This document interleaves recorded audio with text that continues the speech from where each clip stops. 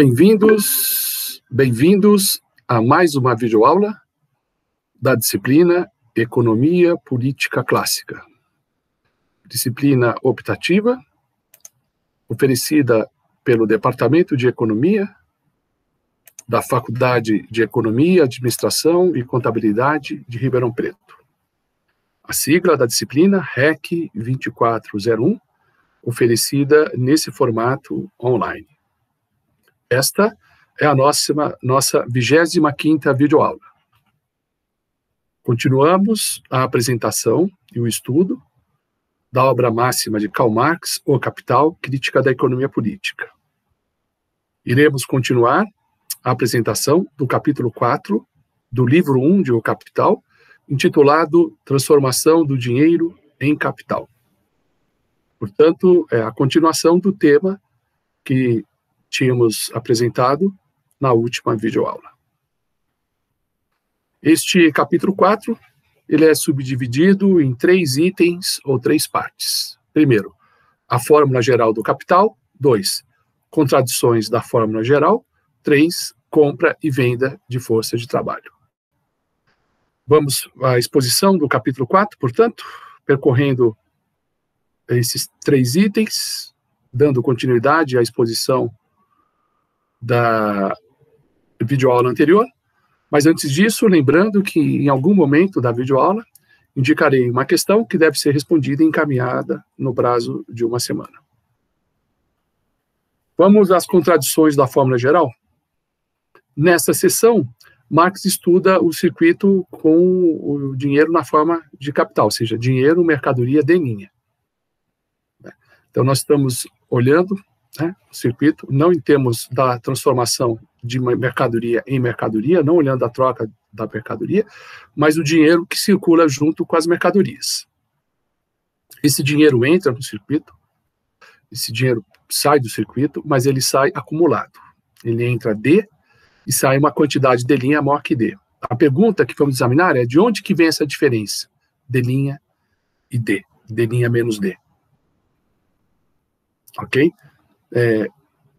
Como se explica o fenômeno da acumulação do dinheiro enquanto capital? Por que o capital se acumula? Como se pode explicar este processo? Marx escreve, neste capítulo 4 do livro 1, a forma de circulação pela qual o dinheiro se revela como capital contradiz todas as leis anteriormente desenvolvidas sobre a natureza da mercadoria, do valor, do dinheiro e da própria circulação. Então, ele está dizendo que quando se enfoca a circulação da perspectiva do dinheiro como capital, ou seja, dinheiro como acumula, dinheiro que acumula, isso estaria em contradição com a descrição anterior, tá certo, do processo de troca da mercadoria, em que, por exemplo, quando as mercadorias são trocadas, valores iguais são trocados, é uma troca de equivalente. Ora, se a troca é sempre uma troca de equivalente, como que o dinheiro pode se acumular? O dinheiro, ele se revela como algo em crescimento, como o capital, ele cresce. E esse crescimento, aparentemente, parece contrariar a fórmula em que valores iguais são trocados. Nesse sentido que Marx que diz que, aparentemente, é uma contradição com a lei da natureza da mercadoria, da natureza do valor e da troca. Vamos examinar mais a fundo esse aspecto, essa aparente contradição. Marx escreve o que distingue esse circuito DMD da circulação simples de mercadorias é a sequência inversa dos mesmos 2 processos contrapostos, venda e compra. Então, na troca simples, primeiro era mercadoria-dinheiro, depois dinheiro-mercadoria. Então, primeiro era um ato de venda da mercadoria, depois um ato de compra da mercadoria. Aqui ocorre o contrário. É nesse sentido que Marx afirma uma sequência inversa. Porque primeiro está ocorrendo a compra da mercadoria e depois a venda da mercadoria. De forma que o agente começa com D e termina com D, na verdade com mais D, com dinheiro acumulado. Marx pergunta, como poderia tal diferença puramente formal mudar por encanto a natureza desses processos? Então veja, Aqui, a diferença é puramente formal, no sentido que é só a ordem, né? É só a sequência que está invertida. Mas mais do que isso, né? Quando se focaliza o dinheiro como capital, e não apenas como meio circulante, muda a natureza do processo.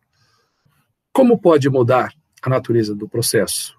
Como se explica esse encanto, né, que possibilitou uma mudança de perspectiva tão radical? O fenômeno aqui que deve ser investigado é a origem do mais-valor, ou seja, por que o dinheiro enquanto capital se acumula junto com a circulação, né? Porque o dinheiro como capital se associa à circulação de mercadorias com o propósito de se acumular. Qual é a origem do mais-valor? Escreve Marx. Notemos que, por meio da inversão de sequência, nós não transcendemos a esfera da circulação simples de mercadoria. Será que a circulação simples permite a valorização do valor, a geração de mais valor? Porque assim, o dinheiro, enquanto capital, ele continua circulando junto com as mercadorias. É nesse sentido que Marx afirma que não se transcendeu a esfera da circulação simples da mercadoria. Ainda há a esfera da circulação da mercadoria e o dinheiro que circula junto com a mercadoria, né? Será que na circulação simples, né, focalizando apenas a troca de mercadorias, tá, se pode identificar, explicar o fenômeno da valorização do valor, da geração de mais-valia? A mais-valia gerada na circulação, qual é o mecanismo, né, na circulação, no campo da circulação, nessa esfera, melhor dizendo, que permite com que o dinheiro se acumule como capital? Qual é a explicação da geração do mais-valor ou mais-valia? Marx escreve, né? Consideremos o mero intercâmbio de mercadorias, ou seja, mercadoria trocada por mercadoria. No que se refere ao valor de uso, pode ser dito que a troca é uma transação em que ambas as partes ganham. Em termos de valor de uso, os agentes acabam retendo aquela mercadoria que eles desejam consumir. A outra mercadoria não tinha importância, a mercadoria que foi alienada não tinha para o portador importância como valor de uso. A mercadoria adquirida ao final do processo, aquela que sai da circulação para o consumo, essa tem valor de uso. Então, dessa perspectiva, o agente ele parte de uma mercadoria que não tem valor de uso para ele, tem apenas valor de troca, e chega numa mercadoria que tem valor de uso. Então, nesse sentido, ele sai o melhor. Ele ganha em termos de valor de uso, tá? E a outra parte, a mesma coisa. Então, do ponto de vista do valor de uso, a troca é um ganho para todos, né? Mas, do ponto de vista do valor, a perspectiva é diferente. Escreve Marx. Cada um deles já possuía, antes do intercâmbio, um valor igual àquele que obteve por meio dessa operação, né? Porque, assim, o valor, não o valor de uso, mas o valor da mercadoria M e da mercadoria final M', ele é equivalente, ele, quantitativamente e qualitativamente igual, né? Não há ganho de valor, né? Apenas o valor, ele sofre uma metamorfose, tá certo? E ele vai de uma mercadoria para a metamorfose em dinheiro, depois para uma outra mercadoria. Então, a apresentação, a forma de manifestação do valor transitou de uma mercadoria para outra mercadoria, né? Nesse sentido, houve ganho de valor de uso dos agentes. Mas, do ponto de vista do valor, o indivíduo começa com uma quantidade de valor e termina com a mesma quantidade do valor, tá? Então, não há ganho em termos de valor. O que ocorre no valor é apenas, em termos de valor, é apenas a troca de equivalentes. Continuando esse processo, né, mercadoria, dinheiro, mercadoria, começa com mercadoria, termina com mercadoria. Marx observa a esse respeito. Nada muda na coisa se o dinheiro se interpõe como meio circulante entre as mercadorias, né? Há essa metamorfose intermediária, né, em que o valor adquire a forma de dinheiro. Mas mesmo nesse esquema, né, em que o dinheiro aparece como meio circulante, começa-se com mercadoria e o processo termina com mercadoria também, tá? Então, a posição inicial e a posição final é a mesma, tendo ou não dinheiro. Por isso que Marx escreve, nada muda na coisa se o dinheiro se interpõe como meio circulante entre as mercadorias. O valor das mercadorias está representado em seus preços, antes que entre na circulação, sendo, portanto, pressupostos e não resultados da mesma. Então, no esquema de Marx, o valor, ele está presente antes mesmo da circulação. Tá? O valor é um pressuposto da mercadoria. Tá? É um pressuposto da circulação, melhor dizendo. Ele não é resultado da circulação. Não é a circulação que cria valor. A mercadoria, ela entra na circulação com o seu valor. Né? O valor tem a ver com o processo de produção, lembra? Um trabalho social, um trabalho abstrato. Né? Então, o esquema de Marx é assim, né? O valor não é um fenômeno da circulação. Né? Ele precisa da circulação, é verdade, mas ele não é produzido na circulação. A mercadoria ela já chega no mercado com o valor. Pode-se dizer que o valor para Marx não é um fenômeno de mercado. É um fenômeno social global, né? Em que ele necessita da circulação, mas em que ele é gerado na esfera da produção. Então, ele é lançado, a mercadoria é lançada ao mercado já com valor. Tá? Okay? Então, nessa análise, o valor é um pressuposto, não é um resultado da circulação. Escreve Marx: se, portanto, em relação ao valor de uso, ambos os permutantes podem lucrar, ambos não podem ganhar no valor de troca. Então, do ponto de vista do valor de uso, ambos os agentes envolvidos na troca, né, permutantes, eles lucram, no sentido de que eles melhoram a posição do ponto de vista do valor de uso. Pode-se dizer que ele tem mais valor de uso, né, com a mercadoria final do que com a mercadoria inicial. Tá certo? Em termos de valor de troca, ambos não podem ganhar em termos de valor de troca, por quê? Porque os valores, as mercadorias são trocadas em termos de valores equivalentes. Né? O mesmo valor transferido é recebido em troca. Então, não há ganho em termos de valor, portanto, em termos de valor de troca, valor que se manifesta no valor de troca. Tá? O ganho ocorre em valor de uso e não em valor de troca, ou valor. Por quê? A troca é sempre troca de equivalentes. Tá? Eventualmente, né, dadas as flutuações de mercado, e Marx sempre reconhece o mercado como algo flutuante, tá certo? Os preços podem se desviar dos valores de troca. Né? Os preços não podem não traduzir a proporção de valores das mercadorias ou os valores de troca. Tá? Então, o valor de troca ele deve ser pensado, a equivalência de valores na troca, ela sinaliza para uma espécie de equilíbrio intertemporal. Tá? Mas a curto prazo, pelo menos, a troca pode se dar a um preço relativo diferente da proporção dos valores. Escreve Marx: mercadorias podem chegar a ser vendidas por preços que se desviam de seus valores. Ou seja, a razão de troca, portanto, o preço relativo, não é o valor relativo. Mas esse desvio aparece como violação da lei da troca de mercadoria. Tá? Então, esse desvio é uma violação, uma efêmera violação da lei. É uma violação, mas que não se mantém por muito tempo. Que o próprio processo de mercado vai aproximar o preço relativo da proporção dos valores relativos, do valor de troca. Em sua figura pura, escreve Marx, ela é uma troca de equivalentes, portanto, não um meio de enriquecer em valor. Tá? Então, a troca, a esfera da circulação, nunca permite acumular valor. Tá? As trocas são sempre trocas de equivalente, não em todos os casos, quer dizer, pode ser que haja situações de desequilíbrio, tá? Em que os preços se afastem dos valores de troca, tá? Mas uma vez eliminado esses desequilíbrios, e o mercado tende a eliminá-los, tá certo? O mercado tende ao equilíbrio, digamos assim, o equilíbrio intertemporal, uma vez eliminado esses desequilíbrios, tá? A lei que comanda a troca é a troca de equivalentes. Então, se há uma troca de equivalentes, não há ganho de valor na troca. Então, não se pode enriquecer em termos de valor, não se pode explicar o próprio processo de acumulação do capital na esfera da circulação. Porque na esfera da circulação, o valor se mantém, apenas equivalentes são trocados. Né? Escreve Marx: se mercadorias e dinheiro equivalentes são trocados, então, evidentemente, ninguém tira da circulação mais do que lança nela. Então, não ocorre nenhuma formação de mais-valia. Então, o mais-valor ou mais-valia não pode se formar na esfera de circulação. Ninguém tira da circulação mais do que lança nela. O valor que entra na circulação é o que sai da circulação.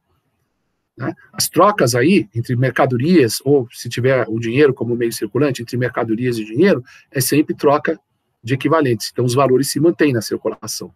Não há formação de mais-valor nela. Escreve Marx: as coisas, entretanto, na realidade, não se passam de modo puro.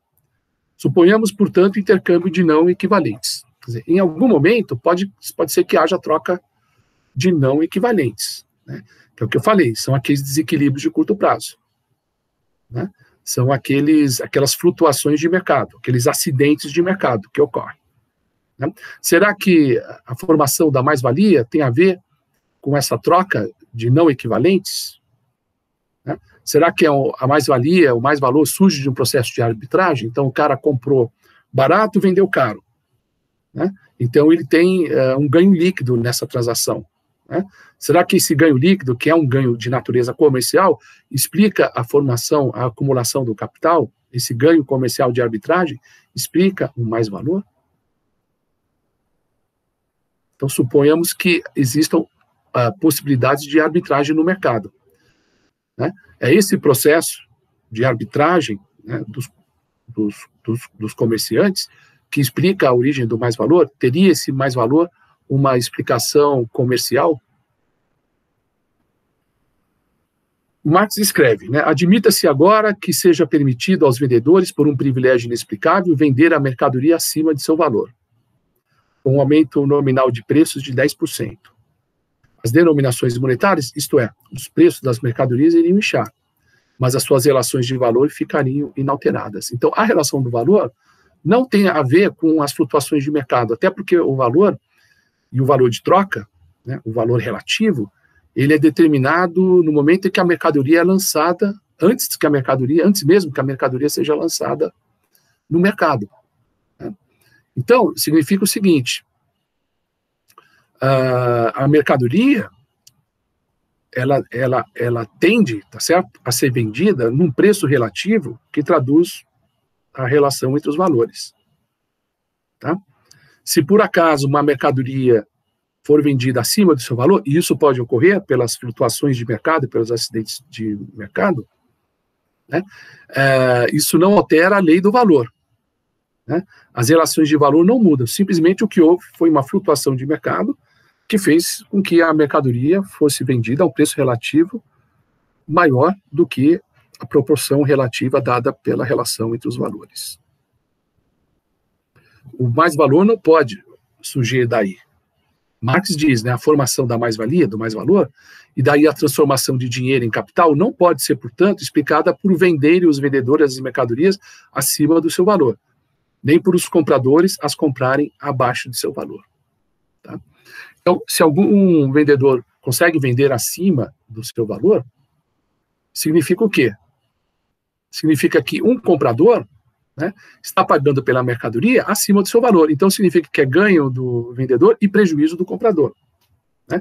Se os compradores compram as mercadorias abaixo do seu valor, significa que o vendedor está vendendo abaixo do valor. Então, é prejuízo do vendedor e ganho do comprador. Então, note que o que ocorre aí é simplesmente uma distribuição dos valores entre os agentes participantes do processo. Não há um acúmulo do valor, né? O ganho numa ponta ocorre às custas do prejuízo na outra ponta. Se um vendedor ganha, é porque o comprador perdeu. Um ganha porque pagou, digamos assim, abaixo do valor. O outro pode ganhar porque vendeu acima do valor, mas a cada ganho desse corresponde uma perda do outro lado. Então, no agregado, não há formação de mais valor. Há simplesmente uma redistribuição, né, do valor entre os agentes, e não o surgimento do fenômeno do mais-valor.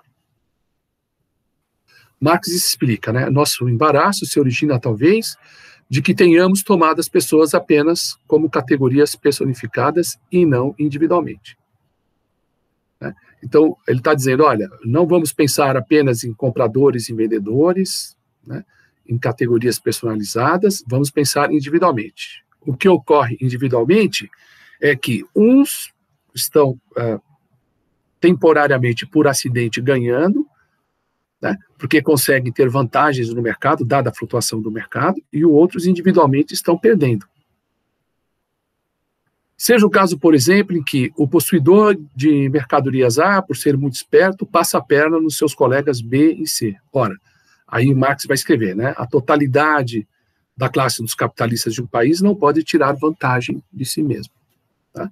Então, o que ocorre aí simplesmente é uma repartição dos valores entre grupos de capitalistas, tá? Mas não um processo de criação de mais valor. Tá? Os capitalistas não podem produzir o mais valor a partir deles mesmos, ou como diz Marx, né, a totalidade da classe dos capitalistas de um país não pode tirar vantagem de si mesmo. Tá? Essas flutuações de preços em torno da regra do valor, da lei do valor, produzem simplesmente uma redistribuição de valores entre grupos de capitalistas, mas não explica a formação agregada, tá certo? De mais valor, não explica o próprio fenômeno do mais valor. A conclusão, portanto, só pode ser uma. Pode-se virar, nas palavras de Marx, né? Pode-se virar e revirar como se queira, o resultado permanece o mesmo. Se equivalentes são permutados, daí não surge mais-valia. E se não equivalentes são permutados, nessas situações de desequilíbrio, daí também não surge mais-valia. Né? Então, nós vimos que nas situações excepcionais de curto prazo, dada a flutuação de mercado, em que não equivalentes são permutados, o que ocorre aí é apenas uma transferência de valores entre grupos de capitalistas, não o surgimento da mais-valia. Marx continua, a circulação ou intercâmbio de mercadorias não produz valor. Então, o valor produzido, né, o acúmulo de capital, né, o fenômeno da mais-valia, embora dependa da circulação, mas ele não pode ser explicado na circulação. Não é na esfera da circulação que se identifica o mecanismo em que o mais-valor é formado. Tá? Porque ali é a lei da permutação de equivalentes, eventualmente não equivalentes são permutados. Quando há permutação de equivalentes, não há nenhum ganho de valor, né, porque valores iguais são trocados. Em situações excepcionais em que não equivalentes são permutados, o que ocorre aí é apenas uma transferência de um grupo ao outro e não a acumulação de valor, né, no agregado, quando se considera todas as transações. Nesse ponto, vamos já formular a questão da aula, é a seguinte: no que consiste o mais-valor? E qual a sua relação com a circulação de mercadorias? Essa é a questão. Vamos a mais uma citação de Marx neste capítulo 4. Em nossa análise da forma básica do capital, da forma pela qual ele determina a organização econômica da sociedade moderna, as suas figuras populares e, por assim dizer, antediluvianas, capital comercial e capital usurário, de início permanecem totalmente fora de cogitação. Então ele está dizendo, olha, nós estamos analisando aqui, é esse capital, né, associado a um processo de produção, por exemplo, o processo industrial, né, em que Marx vai localizar, vai explicar, na esfera da produção, o processo de formação de mais-valor. O mais-valor, ele não pode ser identificado apenas no mercado, porque nós vimos, mesmo que hajam trocas de não equivalentes, o que ocorre aí é apenas transferência de valor entre grupos de capitalistas, mas não a explicação do acúmulo de valor. Então, ele está dizendo, olha, numa forma primitiva, antes do diluviano, ou seja, antes do dilúvio, essa expressão a gente usa para designar coisas muito antigas, né? Uma forma antiga, anterior ao capital industrial, que é o capital comercial, tá? E o outro é o capital usurário, o capital puramente financeiro, o capital de empréstimo, né? Então, não é no capital comercial e nem no capital financeiro que se explica a formação do mais-valor. Tá? Ele fala, não, isso está fora de cogitação, porque a gente sabe que esse tipo de capital, esse tipo de capital comercial, quer dizer, quando você olha apenas a esfera da circulação, ou apenas a esfera financeira, o que esse capital permite é a redistribuição de valores entre grupos na sociedade, entre grupos de capitalistas, e não a explicação do acúmulo do valor. Aí temos que olhar o processo capitalista industrial, né, olhar a relação do processo de produção da mercadoria com o processo propriamente comercial em que estas mercadorias circulam. Vamos analisar a origem desses ganhos diferenciais que permitem que o dinheiro como capital se acumule. Marx nota que o lucro comercial e o juro são fenômenos da circulação e que a circulação em si mesma não pode explicar os ganhos diferenciais. Tá? O tipo de ganho que pode ocorrer na circulação são apenas explicáveis por meio dos prejuízos que uns impõem aos outros na circulação, ou seja, o que um ganha e o outro perde, podendo por isso mesmo ser chamados de ganhos diferenciais. Né? Então, o ganho do capital financeiro e do capital circulante são apenas ganhos diferenciais, ou seja, é um ganho de um às custas do prejuízo do outro. mas não consegue explicar o próprio processo de acumulação do capital em si mesmo. Essas formas históricas, que aparecem antes do lucro industrial, né, a forma comercial e financeira primitiva, devem ser explicadas logicamente, portanto, depois dele. Lógica no sentido de ordem de apresentação. O que ele vai dizer é que, na verdade, né, o capital industrial é o fundamento do mais-valor.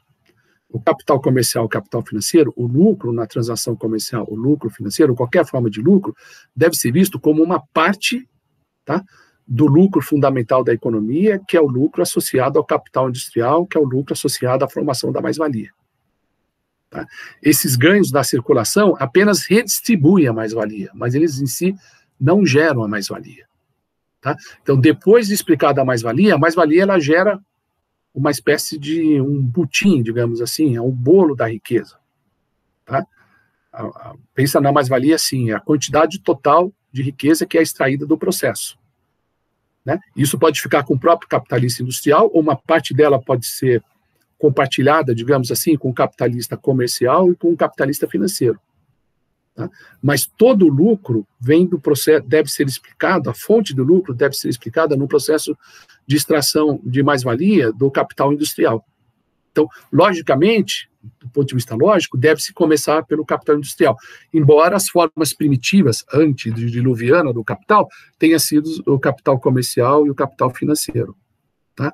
Mas a base de todo o lucro, né, no modo de produção capitalista, está no capital industrial. Então, logicamente, começa-se explicando a mais-valia a partir do capital industrial.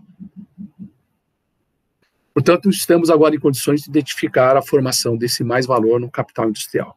Marx escreve: mostramos que a mais-valia não pode originar-se da circulação e, portanto, em sua formação, deve ocorrer algo por trás de suas costas e que nela mesma é invisível. Mas pode a mais-valia originar-se de outro lugar que não da circulação? Veja, a mais-valia não pode originar-se da circulação porque ali ocorre ou troca equivalentes, tá? Ou apenas ganhos diferenciais, troca de equivalentes ou ganhos diferenciais. Tá? Então, é alguma coisa que está por trás das costas, né? Alguma coisa que é invisível, né? Que não se percebe apenas olhando a esfera da circulação, que é como a esfera da circulação se relaciona com a esfera da produção. Tá? Veja, a mais-valia, ela precisa da esfera da circulação. Tá? Porque a mais-valia é um fenômeno do dinheiro como capital. Né? E o dinheiro como capital, ele surge a partir do dinheiro como meio circulante. Né? O dinheiro capital, ele se serve da circulação. Tá? Ele cumpre também a função de meio circulante para depois se transformar em dinheiro que se acumula, em dinheiro como capital. Tá? Então, a circulação é fundamental. Né? Mas a origem mesma do mais-valor não ocorre na circulação. É isso que Marx está identificando. Ocorre na esfera da produção, né, condicionada à circulação. Tá? Quer dizer, é na esfera da produção, sem dúvida, mas não se deve considerar essa esfera isoladamente. Escreve Marx: o possuidor de mercadorias pode formar valores por meio do seu trabalho, mas não valores que se valorizem. Ele pode aumentar o valor de uma mercadoria acrescentando, mediante novo trabalho, novo valor ao valor pré-existente. Tá? A ideia dele é o seguinte, né? A origem do mais-valor está em algum processo que permite agregar novo valor ao valor pré-existente. É algo que produz o aumento no valor da mercadoria. É um processo de acréscimo de valor na mercadoria. Tá? E qual é esse processo? É o trabalho. Tá? Por meio da aplicação do trabalho, tá, o valor da mercadoria sofre esse ganho, esse acréscimo, mas de uma maneira muito particular. Tá? Obviamente, o processo de produção aí não é simplesmente um bem econômico, mas é uma mercadoria, é algo que é projetado para o mercado, que é colocado no mercado. Né? Então, esse produto, tá certo? Essa mercadoria que se agregou valor, tá certo? A possibilidade de ter ganhos, né, efetivos de valor está no fato de que o bem econômico se apresenta como mercadoria, ele é colocado, ele é conduzido ao mercado. Tá? Então, o valor é algo que se valoriza, né? O valor da mercadoria se valoriza na esfera da produção, associada à colocação da mercadoria no mercado. Tá? Marx enfatiza a todo momento a importância da esfera da circulação, embora localize na esfera da produção a formação do valor. Escreve ele: é, portanto, impossível que o produtor de mercadorias, fora da esfera da circulação, sem entrar em contato com outros produtores de mercadoria, valorize o valor e daí transforme o dinheiro ou mercadoria em capital. Né? Embora o processo mesmo, né, de agregação do valor ocorre na esfera da produção, mas ele tem que comunicar com a esfera da circulação. Né? A esfera da circulação permite exatamente os trabalhadores privados independentes se conectarem entre si, transformar o trabalho individual num trabalho social. Tá? Então, o processo de valorização do valor, ele se completa com a circulação da mercadoria. Né? Porque é na circulação que, efetivamente, o dinheiro se transforma em capital. Tá? Então, o processo ele é formado, digamos assim, na esfera da produção, mas ele é sancionado, digamos assim, na esfera da circulação. Então, essas duas esferas, cada qual tem o seu papel, e elas se complementam no processo de formação do capital. Tá? Uma pressupõe a outra. Tá? Então, parece que é uma contradição, né? É na esfera da produção, mas não é. É na esfera da circulação e não é. Há uma relação, digamos assim, dialética entre a esfera da circulação e a da produção na formação do valor. Marx escreve: capital não pode, portanto, originar-se da circulação, e tampouco pode não originar-se da circulação. Deve, ao mesmo tempo, originar-se e não originar-se dela. Parece confuso, contraditório isso, mas, na verdade, o que Marx está estabelecendo é uma relação dialética entre a esfera da produção e a esfera da circulação. Né? O valor ele não pode se originar na esfera da circulação, mas ele depende da esfera da circulação. Ele não pode originar-se fora da esfera da circulação. Tá? Então ele se origina e não se origina. Na verdade é que as duas esferas elas se complementam nesse processo. A produção e a circulação, ambas são importantes no processo de formação do valor.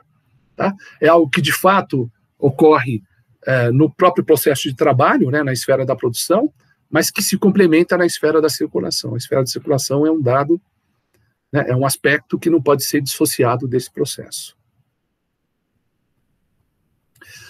Em outras palavras, a mais-valia tem de ser criada fora da circulação, mas fora da circulação ela só existe em potência.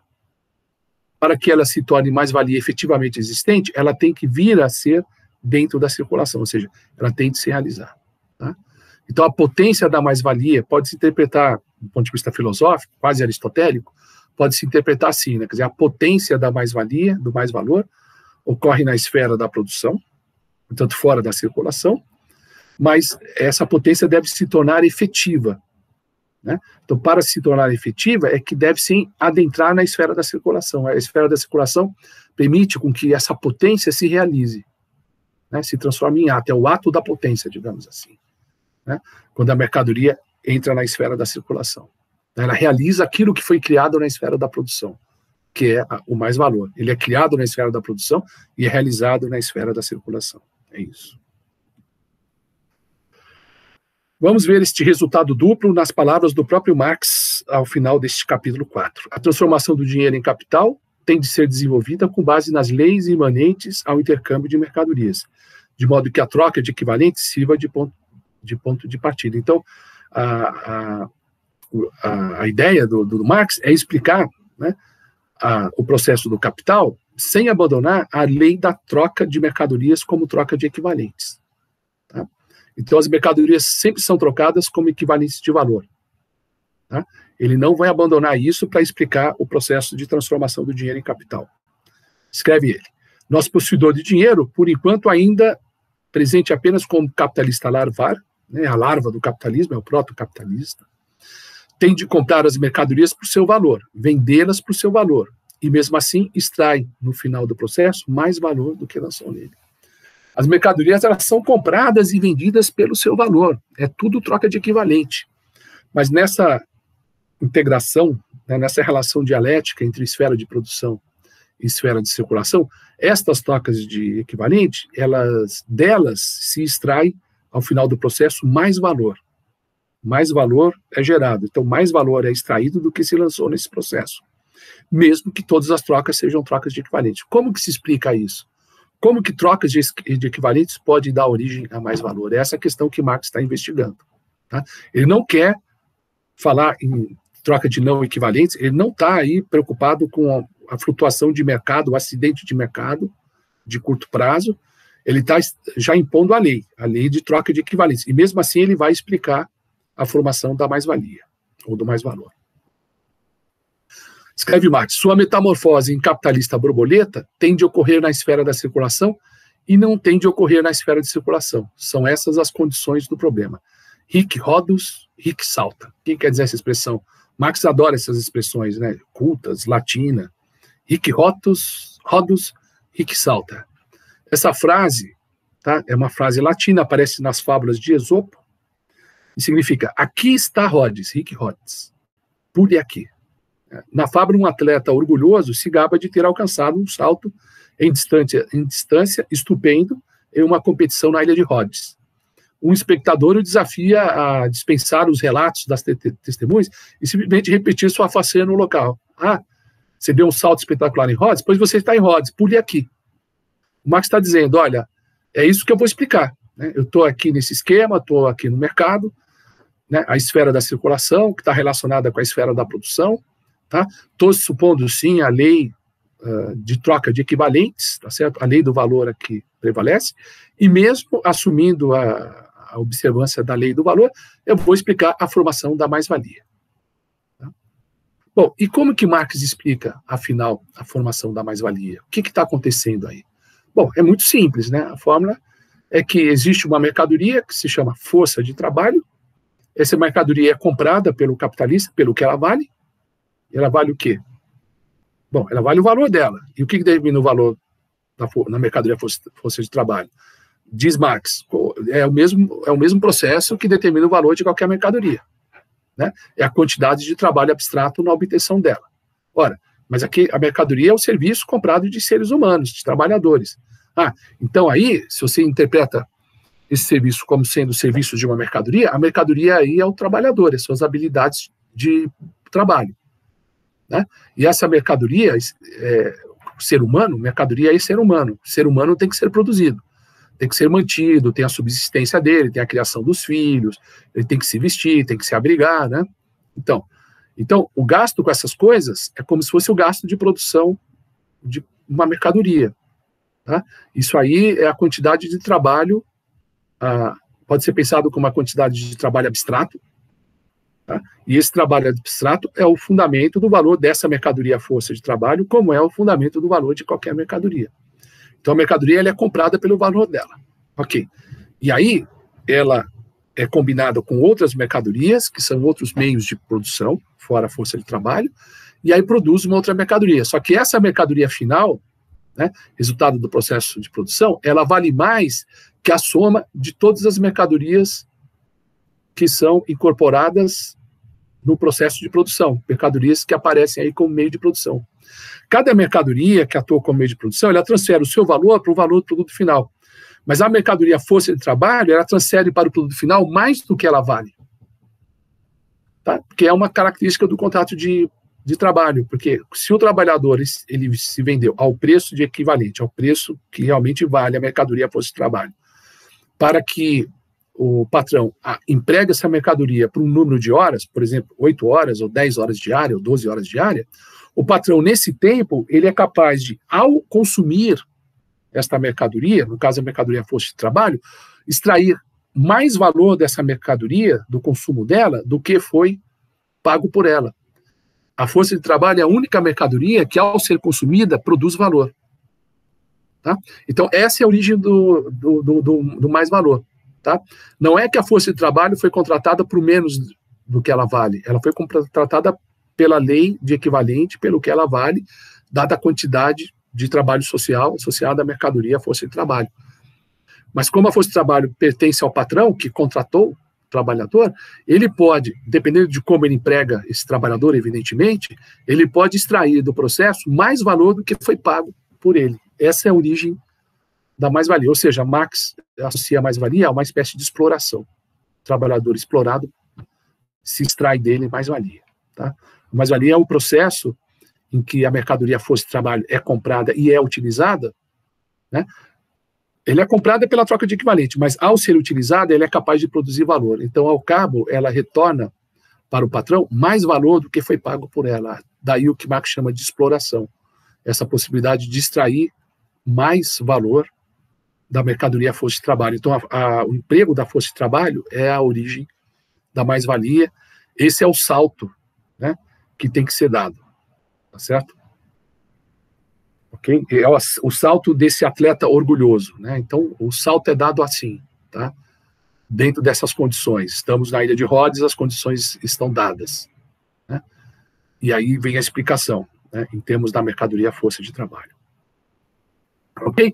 Então, com isso, nós terminamos, né, a exposição do conteúdo do capítulo 4 do livro 1 do Capital.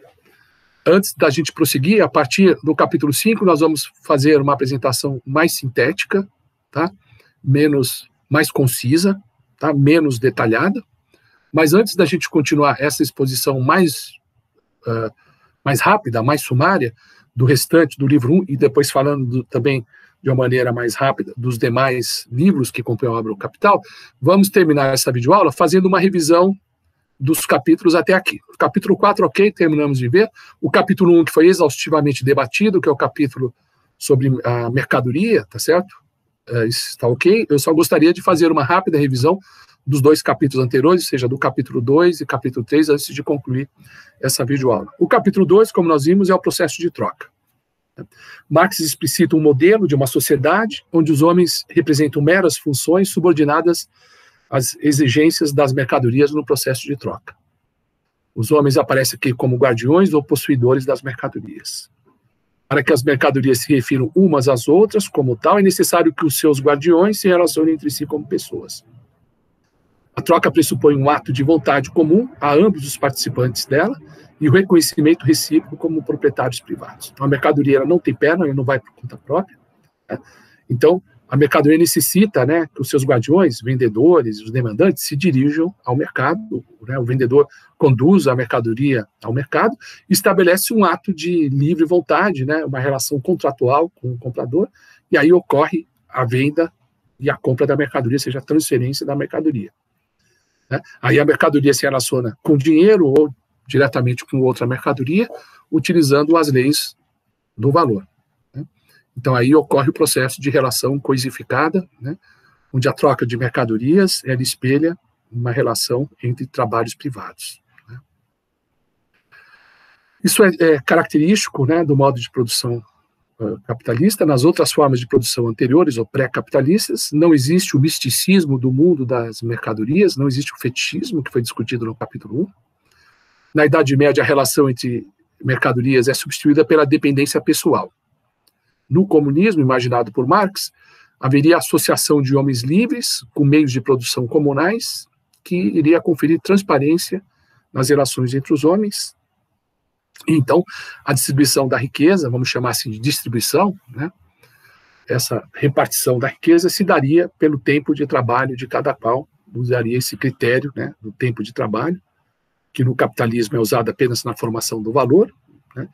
Aqui se determinaria o que seria esse tempo abstrato de trabalho, e isso seria usado no próprio processo de distribuição, de repartição do produto, e não apenas na formação do valor, como na sociedade do modo de produção capitalista.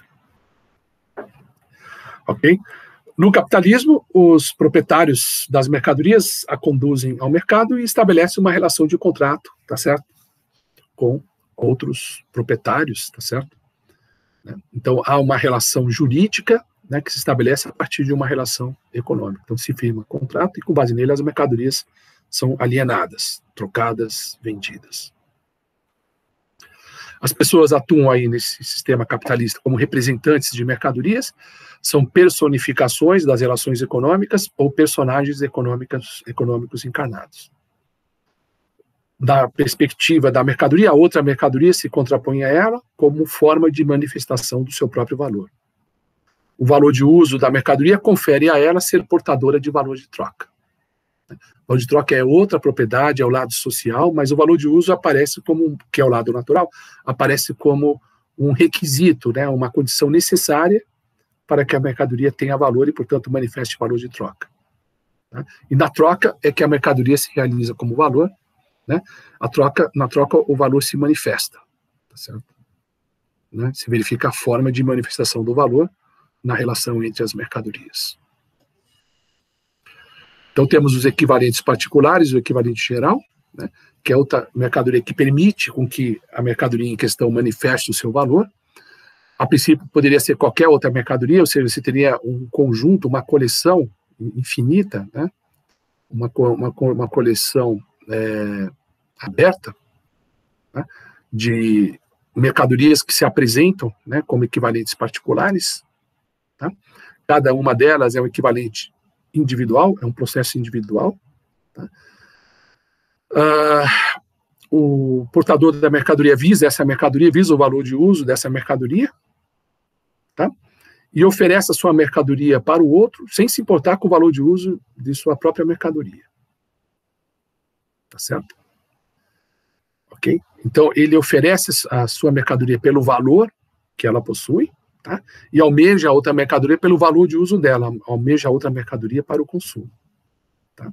É assim que se dá o processo em que ocorre, por fim, a troca entre a mercadoria M e a mercadoria M1, tá? Levando em conta que os portadores, ora, têm como foco o valor, ora, o valor de uso. E a mercadoria que é finalmente consumida, né, ela é, digamos, empregada em seu valor de uso, obviamente. Tá? Então, essa mercadoria finalmente consumida é um equivalente particular da mercadoria M. Tá? Quando esse equivalente particular se fixa no dinheiro, obviamente que o dinheiro não é consumido, o dinheiro ele é usado como meio circulante, né, dentre outras funções do dinheiro, então o dinheiro opera aí como equivalente, quando a mercadoria se transforma, né, a mercadoria equivalente se transforma no equivalente geral e depois na forma monetária, tá? Então ela adquire a característica de dinheiro, o dinheiro como equivalente universal ou geral de qualquer mercadoria M, e o dinheiro como expressão monetária, né, o dinheiro ouro e coisas assim. Então, essas são as ideias principais do capítulo 2. Faremos agora, ao final desta videoaula, uma rápida revisão do capítulo 3, que trata do dinheiro e da circulação de mercadorias. Neste capítulo, Marx afirma que o dinheiro é a forma de manifestação do valor das mercadorias, no qual as grandezas de valor das mercadorias se expressam socialmente. Então, o dinheiro já é a mercadoria geral, que funciona como materialização do trabalho humano abstrato. Escreve Marx, a forma dinheiro é apenas um reflexo aderente a uma única mercadoria das relações de todas as outras mercadorias. E aí Marx vai discutir aquelas 4 funções do dinheiro, 2 do dinheiro que serve à circulação, e outro, o dinheiro que se serve dela. Nesse segundo aspecto, é o dinheiro como dinheiro. Né?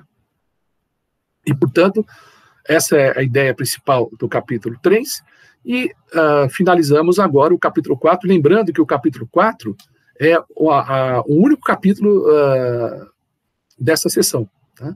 Então, é uma das poucas sessões do Capital que tem um capítulo só. Tá? E o Capital livro 1 é dividido em sessões, como você sabe. Tá? Então, a sessão 2 contém apenas o capítulo 4, que nós terminamos de apresentar nesta videoaula, que é a transformação do dinheiro em capital. Tá bom? Então, basicamente, esse é o recado da nossa 25ª videoaula. Até a próxima, então. Ficamos por aqui. Ok? Bom estudo para vocês e até mais.